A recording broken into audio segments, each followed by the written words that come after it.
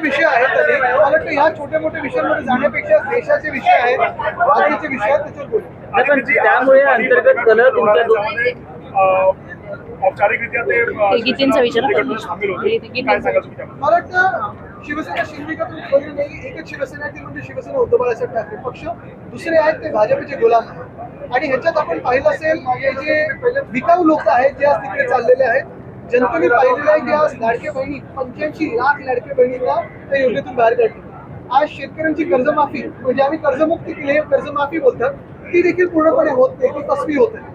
एका बाजूला BST ला द्यायला पैसे नाही, दुसऱ्या बाजूला आपण पाहतोय जे कामं चालली महाराष्ट्र राज्यामध्ये ती बिलं काढली नाही जात आहेत. पण ह्या सगळ्या लोकांना विकत घ्यायला यांच्याकडे पैसे आहेत. की विकाऊ लोक, नालायक लोक जे आज तिथे चाललेले आहेत, परवा संजय राऊतजींनी त्यांचं चांगलं वर्णन केलं. ही लोक जी गेलेली आहेत त्यांना जनता कुठचं ऑपरेशन करायचं ठरवेल. पण ह्याच्यात एक महत्वाचं आहे, हे सगळे जे खोटारडे लोक आज तिथे चाललेले आहेत हे जिंकून आले ते भाजपच्या विरोधातल्या मतांवर. हे जिंकून आले ते उद्धव साहेबांच्या चेहऱ्यावर जिंकून आले. हे जिंकून आले ते शिवसेना उद्धव बाळासाहेब ठाकरे पक्ष असेल, राष्ट्रवादी काँग्रेस शरदचंद्र पवार साहेबांचा पक्ष असेल किंवा काँग्रेस असेल आणि आमचे सगळे मित्र पक्षांच्या सभा मागून मागून जिंकून आलेले. हे स्वतःच्या चेहऱ्यावर किंवा भाजपच्या चेहऱ्यावर जिंकून आलेले नाहीयेत आणि लोक त्यांना त्यांच्या मतदारसंघात तशाच्या तशी उत्तरं देतील. आज 6 खासदारांना त्या संबंधित घेऊन त्यांच्याबद्दल बोलत होतो. ओके. आणि त्याचबरोबर ओमराजेंकडून जास्त अपेक्षा होत्या. मला वाटतं दुर्भाग्यपूर्ण आहे. आम्ही जे दिलं त्यांना ते प्रेमच दिलं. एवढी वर्ष त्यांच्या सोबत उभं राहिलो, परिवार म्हणून सोबत उभं राहिलो आणि अशा वेळेला सौदा करणं या अशा काही गोष्टींसाठी स्वतःच्या नावाच्या स्वतःच्या परिवाराचंही दुःख आहे.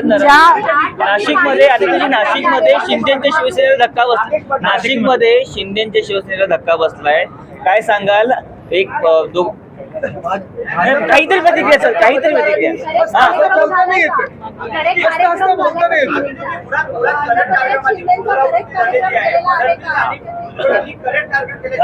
अरे ये तो सिर्फ टेलर है. जनतेने आदित्य सर अरे आधी पण म्हटलेलं आहे आणि आता पण म्हणत आहे. आपण पाहिलं असेल भाजपला देशात दंगे करता येतात, गदारोळ करता येतो, प्रचार खूप चांगला करता येतो, एक वेगळं वातावरण बनवता येतं. लोकांची जी मनं आहेत ती तशी एका वेगळ्या प्रकारे मतभेद किंवा ते सगळं करून लोकांना एकदम त्या कसं त्याच्यात खेचायचं हे येतं. पण महत्वाची गोष्ट एवढंच आहे की भाजपला शासन करता येत नाही, सरकार चालवता येत नाही. आता आपण पाहिलं असेल मुंबईला इतिहासात पहिल्यांदा पाण्याचा कट, तर आपण ठीक आहे वर्षानुवर्ष थोडं ते पाणी ऍडजस्ट करायला लावतो, पण पाण्याचा कट 10% सांगूनही मला वाटतं जास्ती लागलेलं आहे. जे पाणी येत आहे ते गढूळ पाणी येत आहे आणि असं सगळं मुंबई कधी अशी चालत नव्हती. आता नुसतं पाण्याची कट नाही तर विजेची कट देखील लागायला लागलेले आहेत. BSCचा पॉवर ट्रिपिंग व्हायला लागलेला आहे आणि एवढं नुसतं मुंबईत नाही तर पुण्यात आलटून पालटून पाणी यायला लागलेलं आहे. म्हणजे इथेनॉल सगळ्यासाठी पाणी खेचत आहेत पण अजूनही लोकांना पिण्याचं पाणी मिळत नाहीये. आणि म्हणून भाजप सरकार चालवण्यापेक्षा नुसतं तोडफोड कशी करायची, लोकांचे पक्ष कसे फोडायची, लोकांची घरं कशी तोडायची ह्याच्यावर लक्ष केंद्रित करू नये. थोडं ह्याच्याकडून लक्ष काढलं, निवडणुकीकडून लक्ष काढलं आणि शासन जिथे जिथे जिंकले ते चालवण्यात जर लक्ष दिलं तर सरकार अजून चांगली चालू शकतात. पण हेच माझं म्हणणं आहे की हे आमदार फोडा, मग आता खासदार फोडू, मग आता आम्ही परत एकदा तुमचे आमदार फोडू, मग नगरसेवक फोडू. थोडं तरी लक्ष तुम्हाला ज्याच्यासाठी निवडून दिलं असेल त्या निवडणूक आयोगाने त्याच्यावर तर टाका. आणि अजून एक तुम्हाला सांगतो, जो डिसॅलिनेशन प्लांट, जो आम्ही समुद्राचं पाणी गोड करण्याचा प्लांट आम्ही काढत होतो, तो जर 2021 साली जो आम्ही मंजूर केला होता तो आतापर्यंत पूर्ण केला असता, 2025 साली पूर्ण व्हायला पाहिजे होता, तर ह्यांना आज ही पूर्ण मुंबईकरांवर वेळ आणण्याची पाळीच नसते. नाशिकमध्ये गोविंद गिते त्याला तुमची मदत झाली, तुमच्याकडून काही असं संजय राऊत म्हटलं मग अशी सांगितलं मी. आदित्य दादा एक सांगतात निधी मिळत नव्हता, आष्टीकर असेल किंवा ओमराजे निंबाळकर, त्याच्यामुळे हे पाऊल उचलावं लागलं. म्हणजे दुसरी बाजू ही पण दिसत आहे की हे सरकार कसं मतभेद करतं. एक फार महत्वाचं आहे. आज आम्हाला इथे सगळे जे आम्ही आमदार उभे होतो आम्हाला कोणालाही निधी मिळत नाहीये. जेव्हा कुठचंही आता एवढ्या 80 वर्षाचा जो इतिहास आहे आपल्या देशाचा, जी कुठचे सत्ताधारी पक्ष असतील, विरोधी पक्षाला देखील थोडाफार पण तो निधी तरी द्यायचे, कारण आम्ही जे येतो ते जनतेतून निवडून येतो. जर तुम्ही आम्हाला निधी नाही दिला तर अन्याय हा फक्त आमच्या मतदारांवर नाही तर तुमच्या पण मतदारांवर तेवढंच होतो, कारण सगळे ह्या देशाचे नागरिक आहेत. हे जरी असलं तरी आम्हाला जे निवडून दिलेलं आहे ते शिवसेना उद्धव बाळासाहेब ठाकरे पक्ष म्हणून निवडून दिलेलं आहे, भाजप विरोधी म्हणून दिलेलं आहे आणि राष्ट्राच्या हितात, महाराष्ट्राच्या हितासाठी आम्हाला निवडून दिलेलं आहे. हे जे कोणी पळतात ना तिथे निधी द्या ते काही मतदारसंघाच्या निधीसाठी नाही, स्वतःच्या खिशांसाठी पळून गेले. ज्या आमदारांना आदित्य दादा आर्थिक कोंडी केली जाते, आर्थिक कोंडी केली जाते. आता तुम्ही हेच तर सांगितलं ना की आर्थिक कोंडी म्हणजे पैसे कोणाच्या जनतेचे आहेत ना? तुम्ही स्वतःच्या सत्तेसाठी वापरता, लोकांची पक्षांची तोडफोड करण्यासाठी वापरता. हे पैसे जे आहेत ते जनतेचे जनितच कसे वापरले गेले पाहिजे. पण एका बाजूला तुम्ही पाहिलं असेल मिसिंग लिंकवर पुण्याच्या गेलो होतो परवा, मला तुम्ही 10 मीटर दाखवा जे सपाट असेल. तिथे पण भ्रष्टाचार दिसतो, वरती रस्ता आहे. एक रस्त्याने चांगला बनवला दाखवा मला. नॅशनल हायवे दाखवा किंवा स्टेट हायवे दाखवा. आदित्य सर म्हणजे भाजप आणि त्यांचे जे मित्र पक्ष आहेत आणि त्यांचे जे गुलाम पक्ष आहेत ते नुसते खासदार कसे फोडायचे, आमदार कसे फोडायचे, सत्ता असून कशी प्राप्त करायची. आणि ह्यांना परत एकदा सांगतोय, आमचे आमदार खासदार का फोडतायत? कारण यांना महामानव डॉक्टर बाबासाहेब आंबेडकरांनी लिहिलेलं संविधान बदलायचं आहे.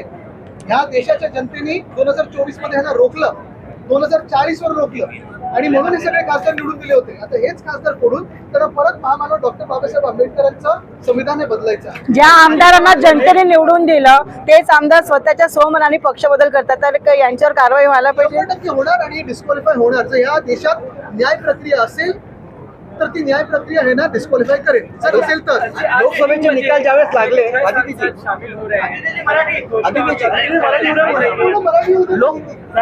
लोकसभेचे निकाल लागले होता. पाहिला गेलं तर आता शिंदे गट जो आहे महापालिकेचा तो म्हणतोय की गट नाही, ती कटकट आहे हो यांची. लोकसभेचे निकाल लागले होते, त्यानंतर महाविकास आघाडीला चांगलं यश मिळालं. मात्र त्याच यशाला वोट जिहाद म्हणून सांगितलं मी होतं. तुम्हाला परत सांगतो, महत्वाची गोष्ट हीच आहे की हे जी त्यांनी तोडफोड केली हे 6 जे आहेत विकाऊ लोक, त्यांनी राजीनामा द्यावा आणि पुन्हा एकदा भाजपच्या चेहऱ्यावर जे कोण त्यांचे प्रमुख नेते असतील त्यांच्या चेहऱ्यावर आज निवडणूक लढवावी. आज पण त्यांना हरवून द्या. कालच्या आपल्या चहापानाच्या बहिष्कारावर भास्कर जाधव सरांना प्रश्न आहे. कालच्या आपल्या चहापानाच्या बहिष्कारावरती भास्कर जाधवांना भास होतोय असं काल सीएम बोलले.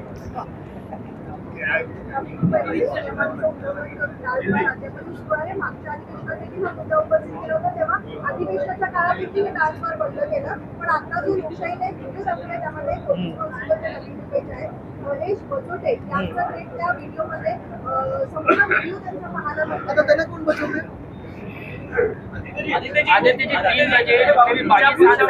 तुमचा पहिला प्रश्न होता तो झाला. आमच्या भरवीचा एक शेवटचा प्रश्न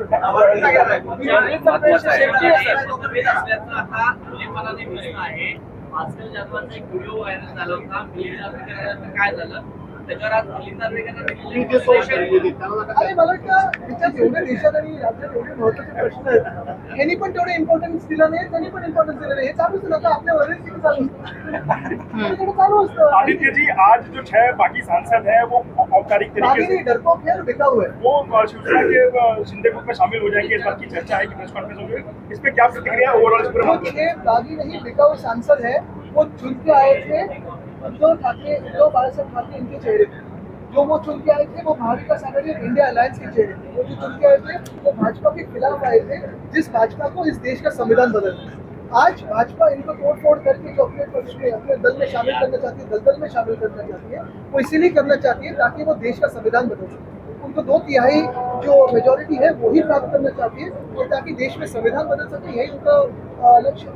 आदित्य जी, पिछली बार जो लड़ाई हुई, पिछली बार जो शिवसेना में फूट हुई थी, उसके बाद जो कानूनी लड़ाई थी वो लंबी चली, अब तक खत्म नहीं हुई है. दूसरी बार ये लड़ाई आप कैसे जीतेंगे, इसके लिए क्या करनी थी? और गोवा का भी केस पेंडिंग है. यही तो बात है. अगर इस देश में कानून व्यवस्था है, न्याय प्रक्रिया है, तो हम यही अपेक्षित करते हैं कि न्याय हमें मिले. ये न्याय सिर्फ हमारी पार्टी के लिए नहीं है. जैसे आज हमारी पार्टी को तोड़ा है, वैसे आम आदमी पार्टी को भी तोड़ा, टीएमसी को तोड़ा है, कल कोई भाजपा को जाके तोड़ेगा. लेकिन क्योंकि ऐसे राक्षस तो उधर भी जा सकते हैं, लेकिन यही बात है कि अगर हम कानून से चले, कि हम संविधान से चले, तो फिर इस देश में संविधान का अगर राज्य हो और संविधान का राज हो तो हमें न्याय मिलेगा. यही अपेक्षा है और अगली तारीख जब है तभी न्याय मिलेगा, यही हम अपेक्षा कर रहे हैं. क्या आप जो सांसद बाकी है वो बार बार ये कह रहे हैं कि हमें फंड नहीं मिल रहा था, इसलिए जाना जरूरी. अपने कार्यकर्ताओं से बात करते हुए कहते हैं क्या सत्ता के साथ जाना बहुत जरूरी है, क्योंकि क्या कभी उन्होंने आपके पास से शिकायत की थी? क्या सिर्फ फंड हम सारे जो यहाँ विधायक है, हमें भी जो स्पेशल फंड है वो कभी नहीं मिलता, वैसे ही ना सांसदों को मिलता है. लेकिन ये लड़ाई फंड के बारे में नहीं है. लोग भी समझते हैं कि ये भाजपा का जो शासन है वो शासन पे नहीं ध्यान देता है। आज देखो किसानों का कर्जा माफ नहीं हुआ है ठीक तरीके से, महिलाओं को लाडली बहना योजना से 80 लाख महिलाओं को निकाला है। बहुत सारे प्रश्न हैं, आज महंगाई बढ़ती जा रही है, गैस डीजल पेट्रोल की तो सवाल है ही, लेकिन ये सारी बातें छोड़ के नीट का भी सवाल तो है ही। ये सारी बातें एक तरफ, और भाजपा का जो एक सत्ता पिपासु वृत्ति है उनकी, वो तो दिख रही है। उनको 2/3 मेजोरिटी चाहिए ताकि वो संविधान बदले। और आज ये जो फंड के बारे में बात कर रहे हैं, ये तो स्पष्ट कर रहे हैं कि भाजपा का शासन फेयर नहीं है, अनफेयर है। आदित्य जी एक सवाल यहाँ से विधायक कह रहे हैं कि ऑपरेशन टारगेट 2 आज खत्म हुआ, टारगेट 3 ऑपरेशन की शुरुआत हुई है। शिवसेना विधायक ये मेरे साथ कई विधायक हमारे संपर्क में हैं। यही करते रहो जिंदगी भर, यही करते रहो, लेकिन शासन कब चलाओगे? आज जनता भी सवाल पूछ रही है कि आपको ये विधायक या सांसद तोड़ने के लिए जितना पैसा लगता है, 2-3 किसानों का कर्जा तो मुक्त करके दिखाई इतने पैसों में। यही बात है ना कि आप चुनके किसी लिए दिया था, क्यों दिया आपको चुनके? सारा शासन एक तरफ और आपके जो ये गंदे काम है वो आप उसी में व्यस्त हो। आदित्य जी, आज महाराष्ट्र में बीजेपी से ज्यादा सांसद जो है वो शिवसेना के हो जाएंगे एकनाथ शिंदे गुट के। कुछ लोग ये भी कह रहे हैं कि क्या वापस वो मुख्यमंत्री पद पाने के लिए क्या ये सब कर रहे हैं? आपको क्या लगता है? मुझे लगने से ज्यादा फडणवीस साहब को क्या लगता है, ये आप देखें। 9 अधिवेशन हो गए, नासिक के जो नतीजे आए हैं एमएलसी इलेक्शंस के, उसको किस तरीके से देखती है आपकी पार्टी? मैं देखता नहीं हूँ, हम यही देख रहे हैं कि कभी कभी शिंदे भी देखिए कि उनके साथ अंत में क्या होने वाला है। नीतीश कुमार पर व्यक्तिगत हमला करते हुए अरे आपके शिवसेना लीडर ऑफ अपोजिशन ये हल्का गलती नहीं बोलोगे। 9 अधिवेशन हो गए, लीडर ऑफ बैठ तो बस 9 अधिवेशन हो गए, लीडर ऑफ अपोजिशन नहीं है। इतना डरते हैं हमसे। और देखिए अभी तो सांसद भी फोड़ रहे हैं, कहते हैं विधायक भी लेके जाएंगे, फिर क्या TMC पार्षद। कॉर्पोरेटर भी लेके जाएंगे, फिर ये भी लेके जाएंगे, वो भी लेके जाएंगे। ठीक है ना, नो प्रॉब्लम, हम लड़ेंगे, अकेले लड़ेंगे, लेकिन नेता विपक्ष का क्या, इतना क्यों डर है आपके मन में? क्या आपके शिवसेना खत्म करने का प्लान है सत्ता पक्ष का?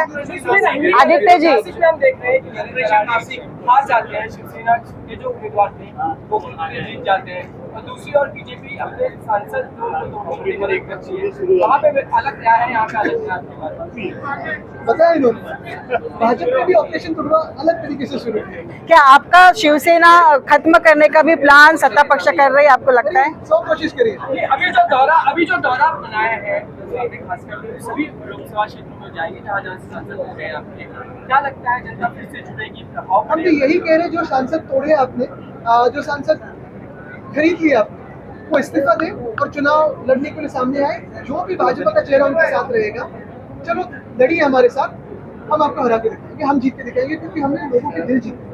अधिवेशनाचा पहिला दिवस आले ना तुला. संपेपर्यंत विरोधी विचार Aditya, these 6 rebel MPs from your party are defecting towards Eknath Shinde Shivsena party legally and constitutionally. What will be your plan of These are action? not rebel MPs, these are MPs who had put themselves out in the market to be bought, and they've been bought today. It's unfortunate for them, it's unfortunate for their families and their reputation. Eknath Shinde is also saying that Operation Tiger will continue for MLAs as well as That corporators. shameless thief wants to become the chief minister. He tries to destabilize the government every time, and he will want to eat the BJP at some time. But the most important thing today is he should focus on his department and his work. Apart from that, he's been focusing on everything.